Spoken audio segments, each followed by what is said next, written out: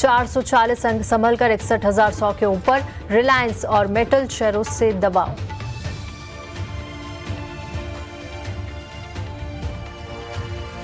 Anthropic के साथ करार से इंफोसिस में रफ्तार, शेयर 4% से ज्यादा भागा। इंफोसिस टेलीकॉम, फाइनेंशियल सर्विसेज और मैन्युफैक्चरिंग के लिए एआई सॉल्यूशंस करेगी डेवलप।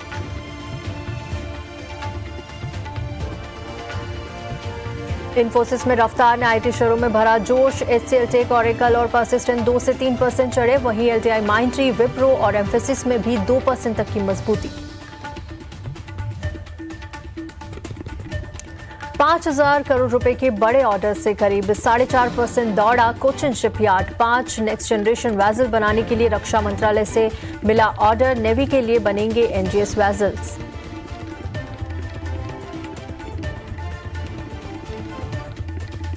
दूसरे डिफेंस और शिप बिल्डिंग शेयरों में भी खरीदारी। जीआरएससी, एचएएल और बीएल में 1 से 1.5% तक की मजबूती। बीडीएल, बीईएमएल और एचसीआई भी मजबूत। बेस मेटल्स की कीमतों में गिरावट से मेटल शेयरों की चमक पड़ी फीकी। नाल्को, हिंद जिंक और हिंद कॉपर 3 से 4% नीचे। ब्रोकरेजेस के डाउनग्रेड से हिंडाल्को 3% तक फिसला। यूएस और ईरान के बीच दूसरे दौर की बातचीत की खबरों और डॉलर की मजबूती से सोने और चांदी में बड़ी गिरावट। चांदी 8,000 रुपए लुढ़क कर 2,32,000 के पास। वहीं सोने में 3,000 रुपए तक की गिरावट। एक दिन की तेजी के बाद फिसले realty share. DLF, prestige estates और फिनिक्स में 1% से ज्यादा की गिरावट। वहीं गोदरेज प्रॉपर्टीज और ओबरॉय रियल्टी पर भी दबाव। मुंबई रेलवे से ऑर्डर मिलने के चलते टेक्समाको रेल का शेयर करीब 7% उछला। वहीं एम्बेसी डेवलपमेंट्स का शेयर भी 2% मजबूत। अलीबाग में 400 करोड़ रुपए के प्रोजेक्ट के लिए महारेरा से मिली मंजूरी। और करीब 3% की गिरावट के साथ इटरनल निफ्टी के टॉप लूजर्स में शामिल। स्विगी भी करीब 3% फिसला। कर्नाटक सरकार से गिग वर्कर्स वेलफेयर फीस से मिला दबाव।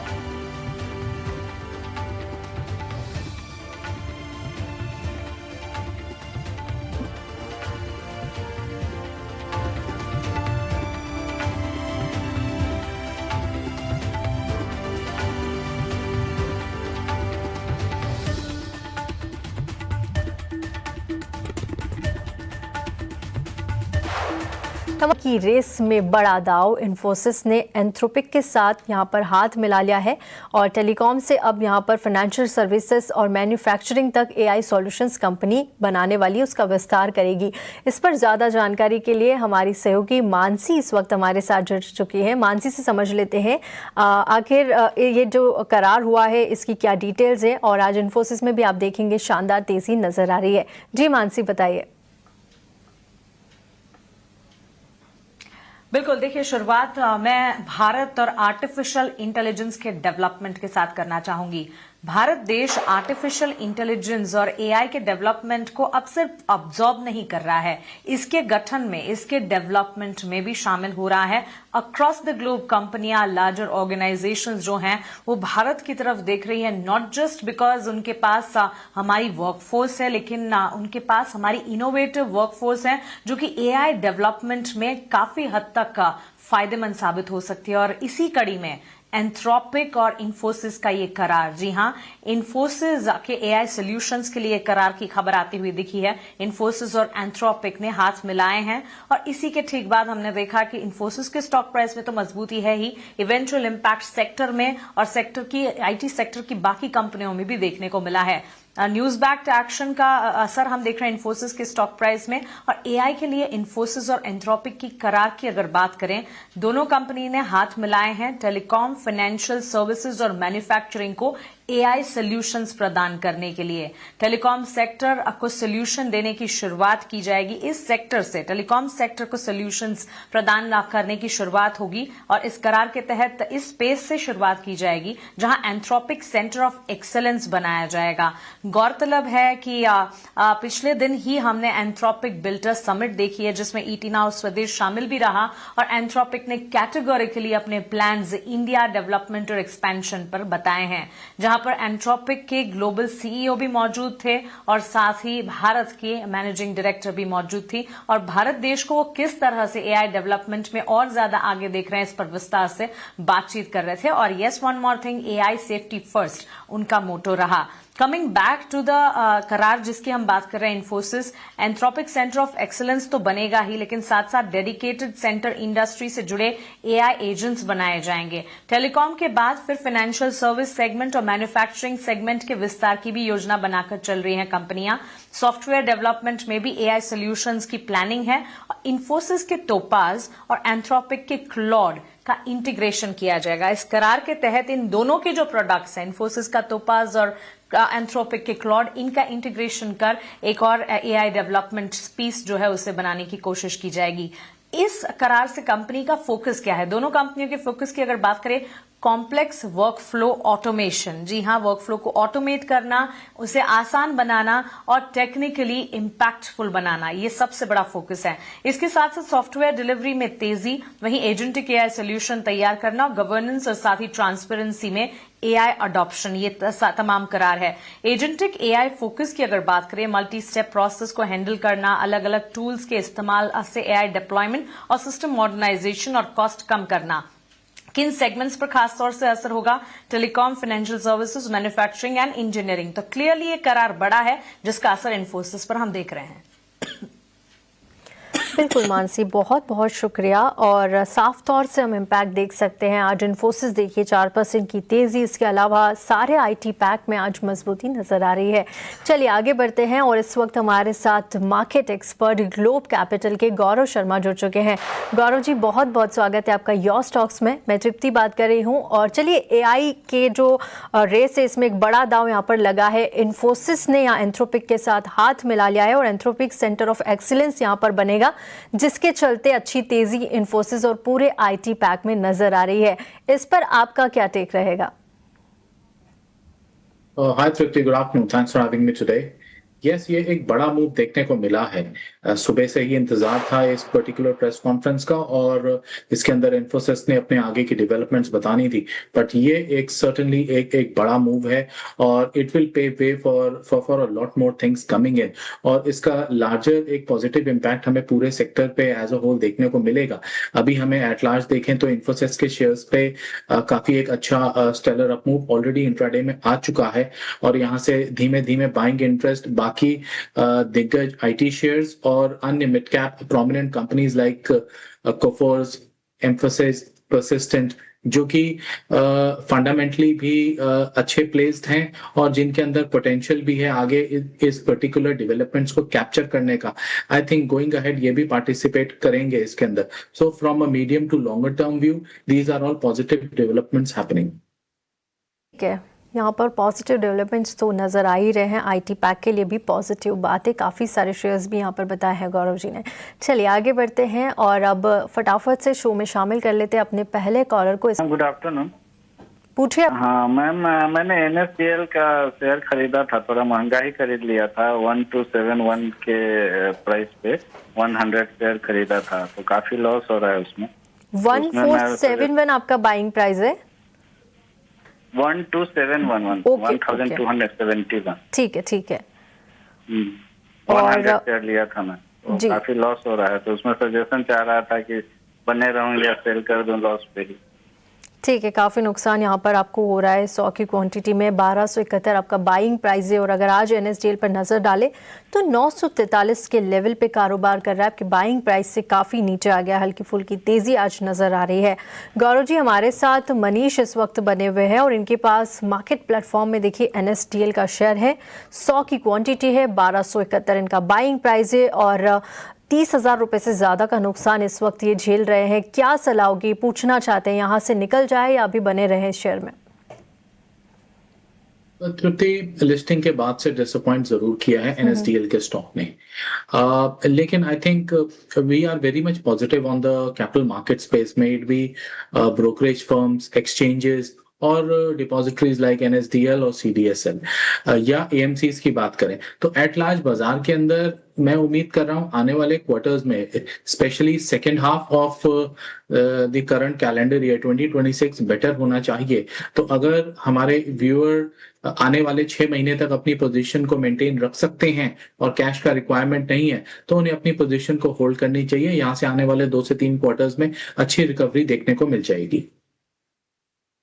आने वाले दिनों में अच्छी रिकवरी यहाँ पर आपको NSDL में आती हुई नजर आएगी और कैपिटल प्लेटफॉर्म शेयर्स पर भी बुलिश नजरिया ही यहाँ पर गौरव जी बता रहे हैं। आगे बढ़ते हैं और अगले लाइव कॉलर को शामिल करते हैं। इस वक्त हमारे साथ आशीष जुड़ चुके हैं गुजरात से। आशीष, गुड आफ्टरनून, अपना सवाल पूछिए। हाँ madam, good afternoon. My self Ashish Bhatt from Bharuch, Gujarat से। जी, मेरे पास यूको बैंक का 2300 शेयर है, वो 58 रुपीज से मैंने लिया था, तो अभी क्या करूँ, बहुत डाउन आ चुका है। एंड दूसरा शेयर मेरे पास है 2000 IOB का, वो मैं 54 के रेट से हिसाब से लिया है, उसके लिए क्या करूँ, वो भी 2000 शेयर है।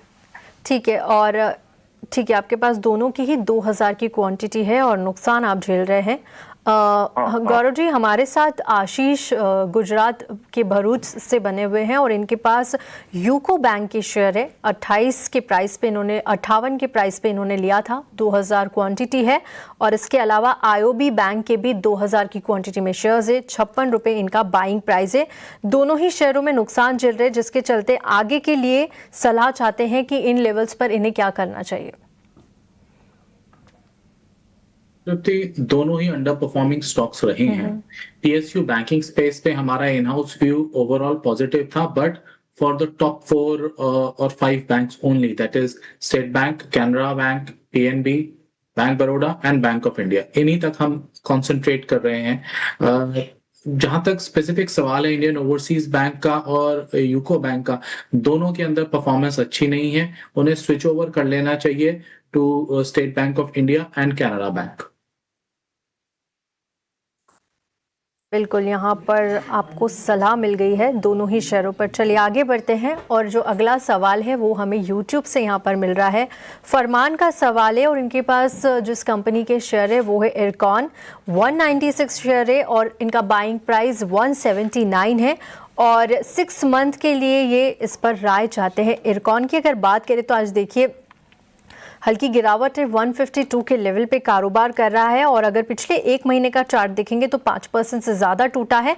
6 महीने में भी हम देखेंगे करीब 8 से 8.5% की गिरावट यहाँ पर आती हुई नजर आई है। गौरव जी, इरकॉन इंटरनेशनल पर क्या सलाह होगी? इनका बाइंग प्राइस 179 है और आज देखिए 152 के लेवल पे कारोबार कर रहा है। अगले 6 महीनों में कौन से लेवल्स आते हुए नजर आएंगे? क्या इन्हें बने रहना चाहिए इन लेवल्स पर? तो यहाँ 2-3 पॉइंट्स हैं जो हमारे व्यूअर को पता होने चाहिए। पहली चीज, इरकॉन वैल्यूएशन फ्रंट पे वेल प्लेस्ड है।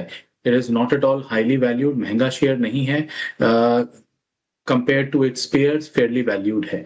लेकिन जो चीज इसको परेशान कर रही है और जिस वजह से ये स्टॉक में परफॉर्मेंस नहीं आ पा रही है पिछले कुछ महीनों से लगातार, वो है अर्निंग्स फ्रंट पे।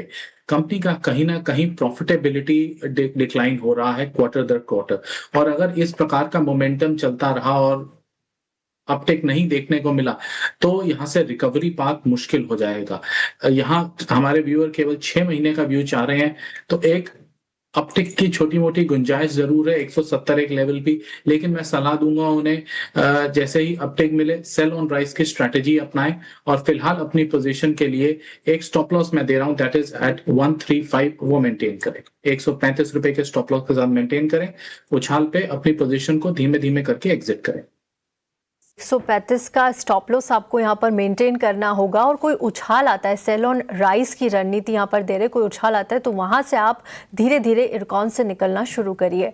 चलिए इसी के साथ वक्त है एक छोटे से ब्रेक का। ब्रेक के बाद जल्द वेलकम बैक, योर स्टॉक्स देख रहे हैं आप। और चलिए अब अगला सवाल यूट्यूब से हम ले लेते हैं। अर्जुन का हमारे पास सवाल आया है। जियो फाइनेंस के 1000 की क्वांटिटी में शेयर्स है, 292 ये अपना बाइंग प्राइस बता रहे हैं और पूछना चाहते हैं कि इन लेवल्स पर इन्हें होल्ड करना चाहिए या यहां से बेचकर निकल जाए। गौरव जी, जियो फाइनेंस का पर सवाल आया है अर्जुन का और लगातार हम देख रहे हैं कंसोलिडेशन में जियो फाइनेंस बना हुआ है। आज भी आप देखेंगे तो यहाँ पर हल्की फुल्की ही तेजी नजर आ रही है। इन लेवल्स पर ये पूछना चाहते हैं क्या ये होल्ड करके चले, आगे जाकर अच्छे लेवल्स नजर आएंगे या फिर यहाँ से निकल जाना चाहिए और कहीं और निवेश करना चाहिए? 50 दिसंबर क्वार्टर के नतीजे जियो फाइनेंस के अच्छे नहीं आए हैं एंड रीजन काफी एक्सपेंसेस बढ़ गए हैं कंपनी के, देयरफॉर प्रॉफिटेबिलिटी में एक अच्छा खासा डिप आया है.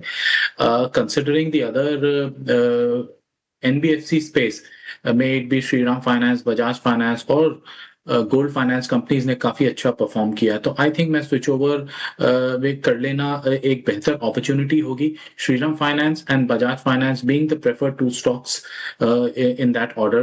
तो स्विच ओवर की सलाह रहेगी फ्रॉम जियो फाइनेंस.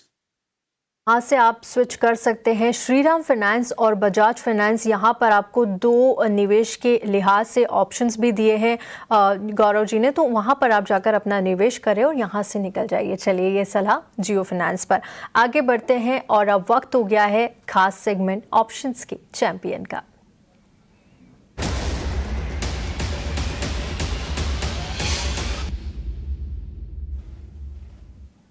ऑप्शंस के चैंपियन बताने के लिए आज हमारे साथ है अमोल आठवले जी, कोटक सिक्योरिटीज से. अमोल जी, बहुत बहुत स्वागत है आपका 18 हाउस स्वदेश पर. बताइए आज ऑप्शन में क्या रणनीति बनाना चाहिए. जी नमस्ते and good afternoon. ICICI bank के साथ जाना चाहूंगा. फरवरी सीरीज का 1400 का call option positional point of view से देख रहा हूँ.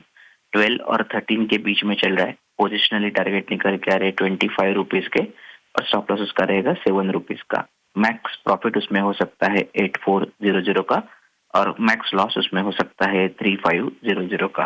हालांकि आज स्टॉक दबाव में है but at the same time एक अच्छे लेवल के आसपास भी ट्रेड हो रहा है.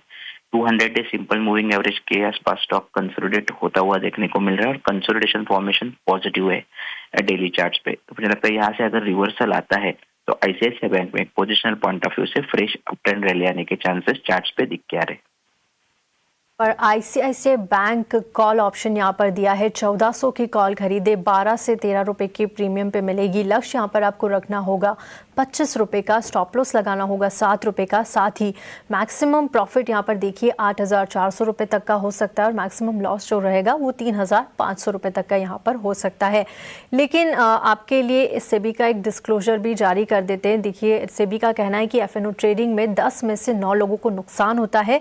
एफएनओ ट्रेडर्स को औसतन 1 लाख रुपए तक का नुकसान यहाँ पर हो सकता है. घाटा होने के बावजूद 28% ट्रांजैक्शन के रूप में देना होता है. मुनाफा होने पर भी 15 से 50% ट्रांजैक्शन के रूप में खर्च होता है. तो कोई भी कॉल आप लेने से पहले अपने फाइनेंशियल एडवाइजर से सलाह जरूर ले ले. चलिए आगे बढ़ते हैं और अगला सवाल हमें यूट्यूब से मिल रहा है. यहाँ पर सावन का सवाल है, राजस्थान से ये बात कर रहे हैं और इनके पास जो शेयर्स है वो है हीरो मोटोकॉर्प के. 10 की क्वांटिटी है, 5600 इनका बाइंग प्राइस है. शॉर्ट टर्म के लिए सलाह चाहते हैं. और देखिए, आज अगर हम हीरो मोटोकॉर्प की बात करें तो यहाँ पर करीब 1% से ज़्यादा की तेज़ी 5552 के लेवल पे कारोबार हो रहा है और 5600 इनका बाइंग प्राइस है. गौरव जी, क्या करना चाहिए अगले 6 महीने के लिए, ये सलाह चाहते हैं हीरो मोटोकॉर्प पे. नो डाउट नेक्स्ट 6 मंथ्स के लिए उन्हें अपने पोजीशन को होल्ड रखना चाहिए. अगर शेयर ले चुके हैं तो होल्ड करें, नहीं लिया है तो करंट लेवल्स अच्छे हैं. नीचे गिरावट पे मिल रहा है. यहाँ से मुझे डाउनसाइड कैप नजर आ रही है टुवर्ड्स 5200. तो बहुत ज्यादा कोई लंबी चौड़ी गिरावट नहीं है. 5200 के स्टॉप के साथ पोजीशन को यहाँ से बाय पोजीशन बनानी चाहिए. And I think in the next 6 months ये स्टॉक को हमें 6200 से 6500 की रेंज में मिलना चाहिए. बिल्कुल, यहाँ पर आपको हीरो मोटोकॉर्प में बने रहना चाहिए. अगले 6 महीने के लिए अच्छा चार्ट है. अगर किसी को खरीदारी भी करनी है तो इन लेवल्स पर भी आप खरीद के चल सकते हैं. आगे बढ़ते हैं और अगला सवाल भी हमें यूट्यूब से मिल रहा है. तृप्ति बात कर रही है नोएडा से. इन्होंने हमें सवाल भेजा है और इनके पास जो शेयर्स है वो जीएमआर एयरपोर्ट के हैं. 1000 की क्वांटिटी में शेयर्स है और 88 की अपना बाइंग प्राइस बता रहे हैं. पूछना चाहते हैं कि इन लेवल्स पर क्या करना चाहिए जीएमआर एयरपोर्ट में. गौरव जी, जीएमआर एयरपोर्ट का चार्ट आपको कैसा लगता है और क्या सलाह होगी इन्हें? सिर्फ कल के सेशन में GMR airport among the better place stocks था. काफी अच्छी खासी बाइंग विद स्टेलर वॉल्यूम्स देखने को मिले थे. आज के सत्र में ऑल्दो फ्लैटिश ट्रेड कर रहा है, लेकिन मेरा एक ऑप्टिमिस्टिक व्यू बरकरार है स्टॉक के ऊपर. 100 रुपए के अराउंड ये अभी करंटली कोट कर रहा है. करंट लेवल्स पे बाय कर सकते हैं. स्टॉप लॉस भी नजदीक है 94 रुपए का। एंड मैं जिस पर्सपेक्टिव से ये स्टॉक को देख रहा हूँ, मुझे कहीं ना कहीं एक रिवर्सल नजर आ रहा है, क्योंकि जब मैंने इसके फाइनेंशियल्स को ऑफ लेट स्टडी किया, स्पेशली प्रीवियस 2 क्वार्टर्स को, तो एक अच्छा खासा अपटिक नजर आ रहा है। अगर व्यूअर्स हमारे थोड़ा लंबा व्यू रख लें, यानी साल भर का या एटलीस्ट 3 क्वार्टर्स का व्यू रख लें, तो इस स्टॉक के अंदर अच्छा पोटेंशियल है 145 की रेंज तक जाने का। तो आई थिंक उसको टारगेट करना चाहिए रादर देन शॉर्टर टर्म में जो टारगेट्स बन रहे हैं दैट आर क्लोज टू 108 110। तो आई थिंक एक ब्रॉडर व्यू रखें, एक रिवर्सल कैंडिडेट कहीं ना कहीं नजर आ रहा है। मैं एक्सपेक्ट कर रहा हूँ मार्च क्वार्टर के नतीजों के बाद, ये कई सालों के बाद ये इसका पहला फाइनेंशियल ईयर बनेगा जिसके अंदर ये एक पॉजिटिव नोट पे क्लोज होगा इन टर्म्स ऑफ प्रॉफिट्स। ठीक है, यहाँ पर आप देखिए, नज़रिया रखिए, अपना नज़रिया बढ़ाइए। करीब 3 से 4 क्वार्टर के लिए आपको होल्ड रखना चाहिए। 1 साल तक अगर आप होल्ड रखेंगे तो अच्छे लेवल्स बता रहे हैं गौरव जी, 135 से 145 तक के लेवल्स भी यहाँ पर आते हुए नजर आएंगे। शॉर्ट टर्म के लिहाज से भी पॉजिटिव ही व्यू यहाँ पर GMR एयरपोर्ट्स पर। चलिए, इसी के साथ योर स्टॉक्स को यहीं समाप्त करेंगे। गौरव सर, आपका बहुत बहुत शुक्रिया हमारे साथ जुड़ने के लिए और हमारे दर्शकों को गाइड करने के लिए। शुक्रिया सर।